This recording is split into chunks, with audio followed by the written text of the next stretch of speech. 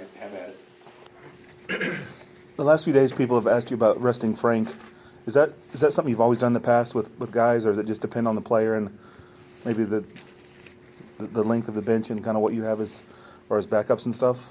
Yeah, I think a lot of it depends on the player. Like if he was a freshman or a sophomore and needed reps or whatnot, you probably need to get him. But I don't think that's any big news that you want to maybe cut back your practice time a little bit for a guy that's playing 37 minutes a game. And we can do that. We can do that the way the schedule's set up. We play 2 games a week from here on out. And you've got to take one day off, and we'll figure out a way to squeeze in another half day or a full day and cut our minutes back in practice. And so he won't think he's getting any favors because he's going to do the same thing basically everybody else does. But I do know it would probably benefit him over time. Is it Evans one of the quicker guys you'll face? Yeah, he's one of the best players we'll face too. Yeah, I've been watching tape. And so good coming off ball screen, especially going to his right, and he's a great off balance shooter. He can get all the way to the hole. He didn't beat us by himself last year. Their team collectively whipped us pretty good, but he was by far the best player in the game when we played in Stillwater last year. And he can get 25 any night. Is proven. He's gotten 40 in a game. Forte can get 25 any night. He's done that. And Carroll can get 25 any night. He's done that. So they've got 3 guys on the perimeter that can really score the ball. Bill, you're so good at giving our kids an edge. Is playing Oklahoma State, and that they're 0-4, is that more difficult for you in that, it's just hard to get that edge to get the kids? I think that coaches know, like we knew going to Norman that was going to be a really hard game. They're better than the record, but on the flip side, they were also due to have a good stretch, and they did. In the first half, I would bet that's probably the best half of basketball they played this year, at least the last 10 minutes of the half. Of course, how could you not say that? They outscored us 22-4. But Oklahoma State is even a little bit more different than OU. Oklahoma State, basically lost a 1-possession game at Baylor. They beat Wichita State at Wichita State, or it may have been in the is it the Intrust building down in Wichita? It may have been in the Intrust building, but still, it was a away game, and beat them by 15 or 18, whatever it was. West Virginia got them pretty good, but West Virginia, when West Virginia plays well, they can knock anybody out. And the game last night, Iowa State, they led by 4 with 6 minutes left. So they're right there. They're better than the record. So those are the games that are most concerning, is when players may look at something and they may see 0-4, but the reality of it is, they could easily be 2-2 or 3-1 very easily, and that's with playing a very difficult schedule this far. Everybody in our league plays a hard schedule, but there's a couple of teams that have played harder schedules than everybody to date. I would think that Oklahoma State and Texas Tech have probably played as hard as schedules as anybody's played. They seem to get a lot of offensive rebounds, force a lot of turnovers. Yeah. How much are they? I know he worked for Huggins. How much are they like what West Virginia did, and how are they different? Well, I think that there's some ways they're alike. I don't think they're going to press as much relentlessly. I think they will press some. Where West Virginia, they'll press after a miss.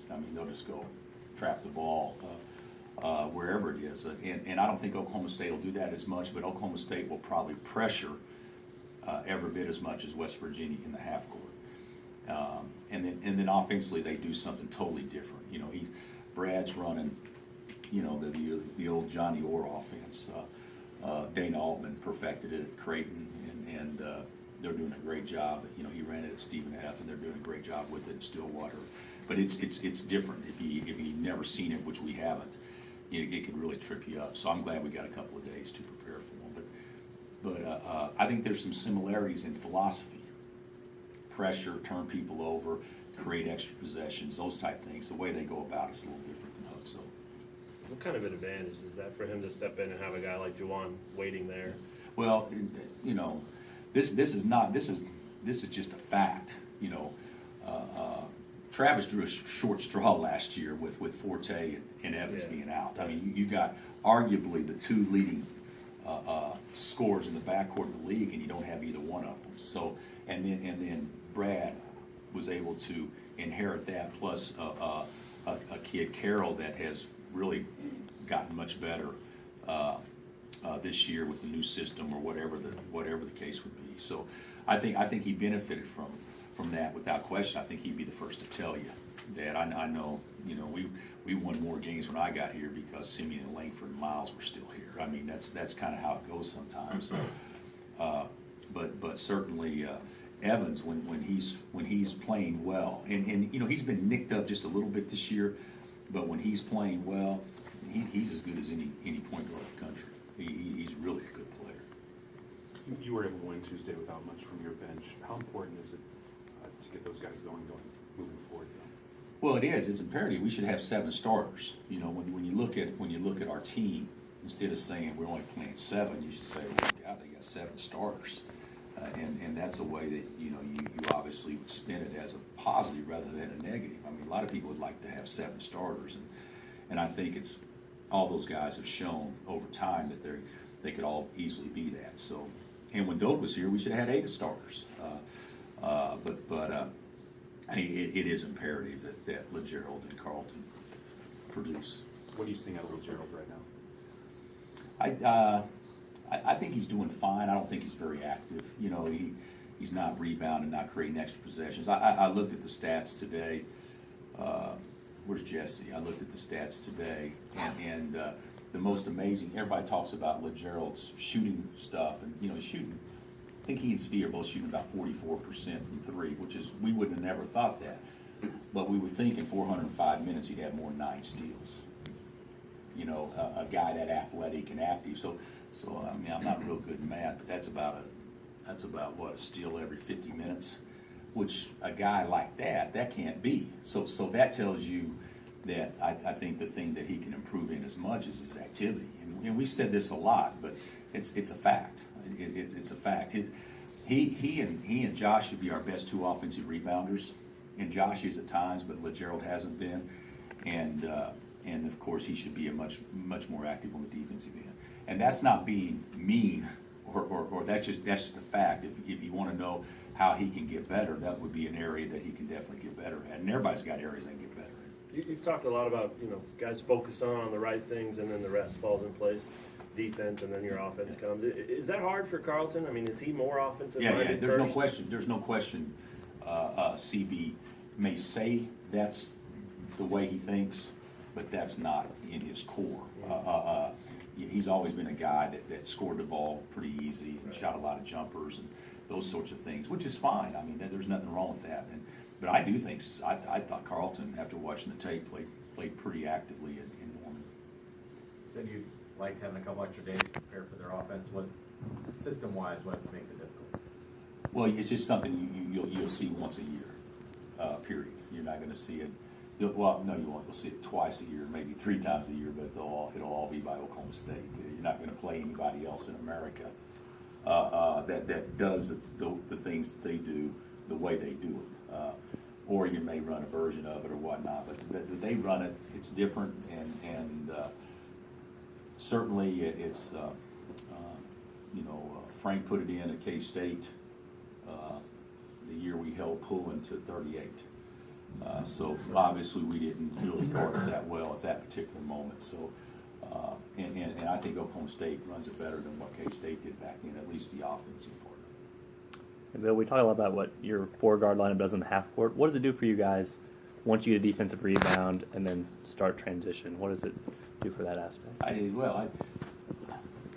It's not that we have 4. We don't run a secondary break, so it's not that we have 4 guards that makes it where we're hard to guard. What we have 4 good players that you can pitch ahead and they can all go make plays. So it wouldn't make any difference to me if it was a 5-man or a 4-man. If a guy can run the wing and pitch it to him and go make a play, that I don't know if that has really a lot to do with having 4 guards out there, because if it was Marcus Morris and he was in at the 4, he'd be doing the same things.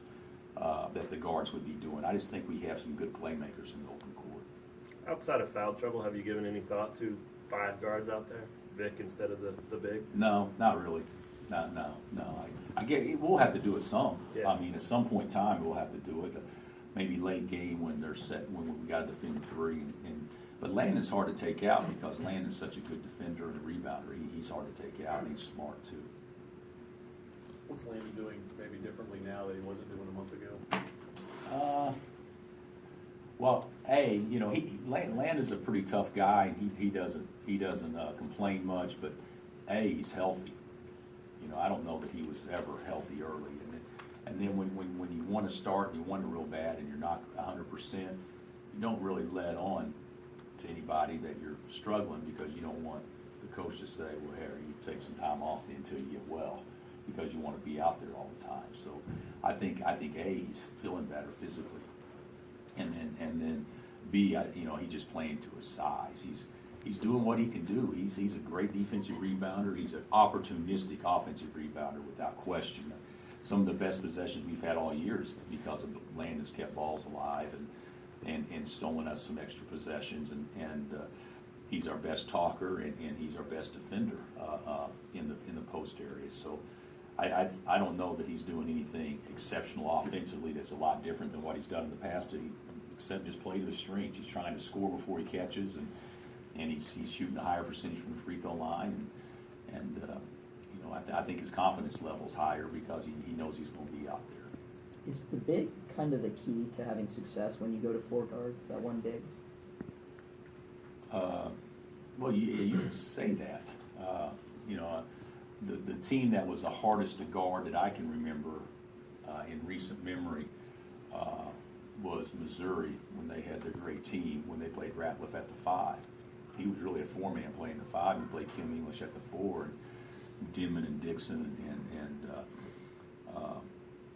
I'm trying to think, who was he? Oppressing. I mean, that's a hard team to guard. You got 4 guys that can all go make plays and all can shoot, and you got a 5-man that never missed a bunny. I mean, so to me, so yes, in theory, I think that you're right, but just having 4 guys that can stretch it from all the spots, that would make it hard to guard for anybody.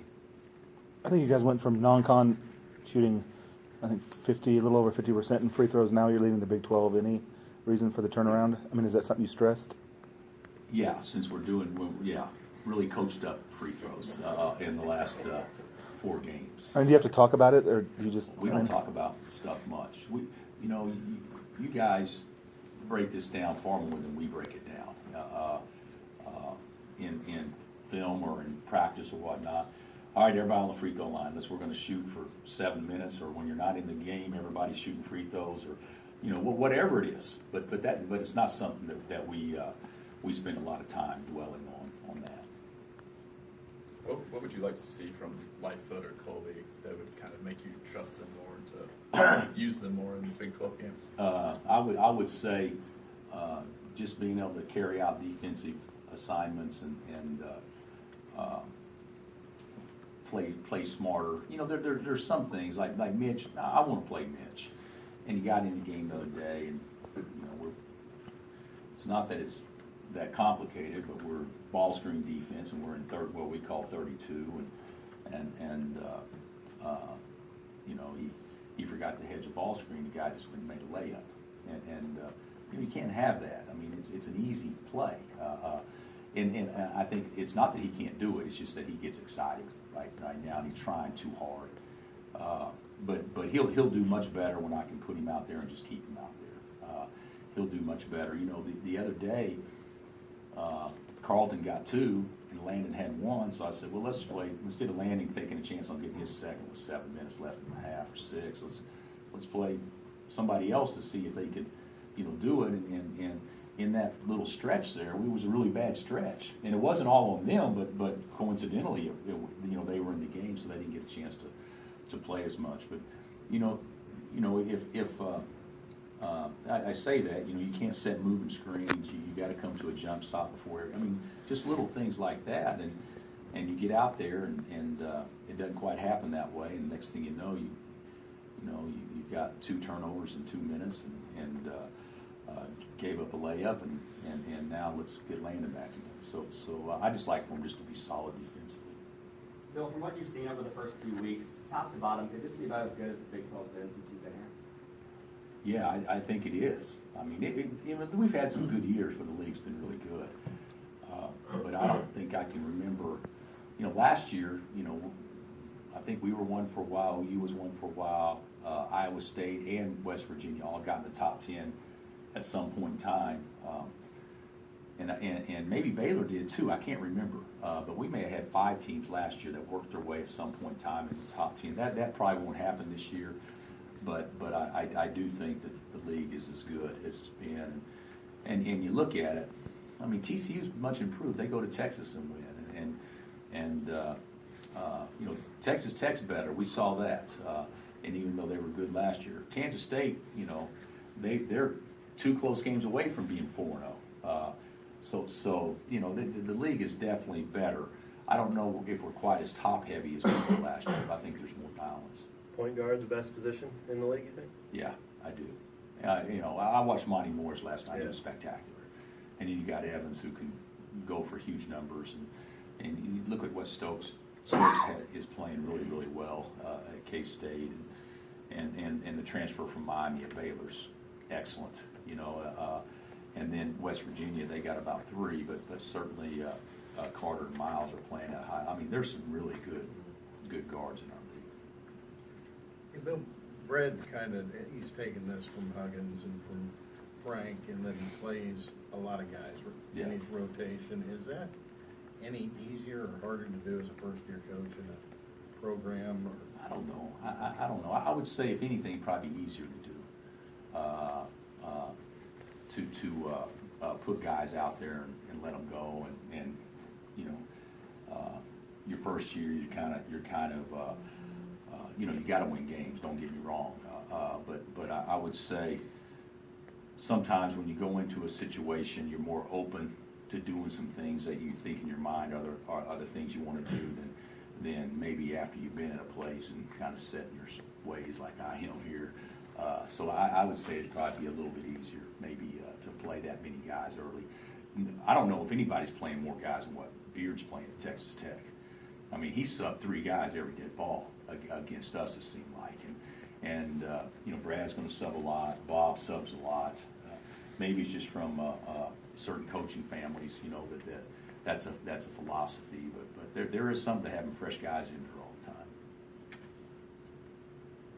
Do you work a lot on Carlton's hands, or is this just a little stretch where? You know what? That's actually a good question. He has better hands than what he's shown. But what we need to do is we've done it in the past. Throw bad passes. Have guys catch the ball with tennis balls and do different things, which we've done. You can get one of those football machines and have guys practice it down and out and catch high and low passes or whatever. But for the most part, we haven't probably done as much as what we should do in that area. I don't think his hands are bad. I just think he just loses focus. Well, it seems like this time of year, a lot of times when you're not coaching, you're working here, you're on the road somewhere trying to recruit. Balance, does it get tough this time of year, whether how much time you spend here and how much time you should be on the road? No, I actually prefer this time of year. I should spend more time on the road this time of year, and I don't spend probably as much time as I should because I like being here with the team. I'm not going to miss practice to go recruit or anything like that. But I actually prefer in season where you know where you're going to be every day, as opposed to out of season.